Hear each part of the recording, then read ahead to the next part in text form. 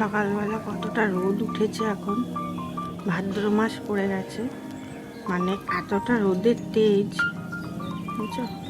আর গাছটা কি ভালো লাগছে দেখেছো, নিম গাছটা। তো চলো আজকের ব্লগটা এখান থেকেই শুরু করছি। গুড মর্নিং সবাইকে। আজকে দিনটা সবার যাতে ভালো যায় সেই কামনা করি ঈশ্বরের কাছে। এই যে এটা হচ্ছে আলু, বরবটি, কুমড়ো, পটল এই সব দিয়ে একটা তরকারি করেছিলাম, পাঁচমিশালি টাইপের তরকারি করেছিলাম পাঁচফোড়ন দিয়ে। আর হলো এই যে লুচি করে নিয়েছি। তো আমি মেয়ের খাওয়া হয়ে গেছে, মেয়ের আজকে ড্রয়িং ক্লাস থাকে সানডেতে, খেয়ে বেরিয়ে গেছে।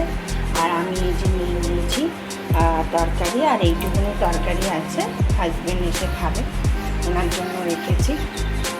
আর এই যে আমার আর একটা বেবিরও খাওয়া হয়ে গেছে।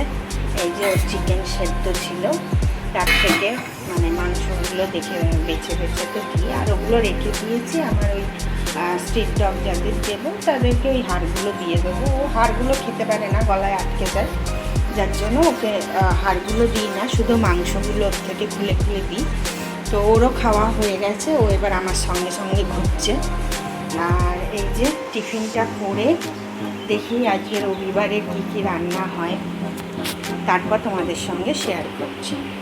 রান্না করতে করতেই জামা কাপড়গুলো কাচতে দিয়ে দিলাম মেশিনে।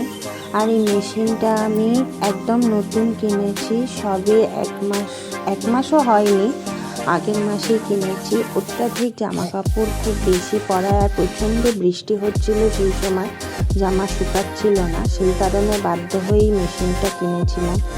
এবার বাকি কাজগুলো সেরে নিই। তো চলো আজকে কী কী রান্না করেছি সেটাই তোমাদের সঙ্গে শেয়ার করি। এই ভাতটা তো জানো, এই যে আমার বাচ্চা ওদের।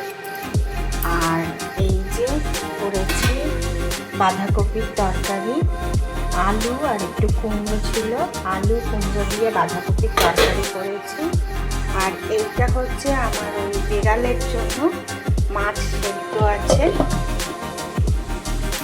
আর এইটাই হচ্ছে, এখনো কমপ্লিট হয়নি অবশ্য, এটাই হচ্ছে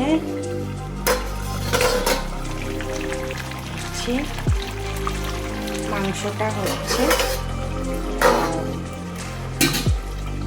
আর হচ্ছে এখানে হচ্ছে ভাত এখন আপাতত অল্পই হচ্ছে, দুপুরের মতো, কারণ একটু পান্তা রয়েছে, তাই ভাত হচ্ছে অল্প করে ওদের।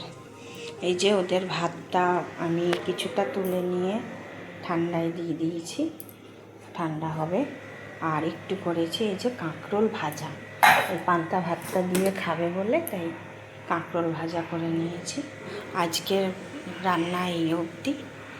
তো চলো এবার ওদের খাবারটা দিতে যাব।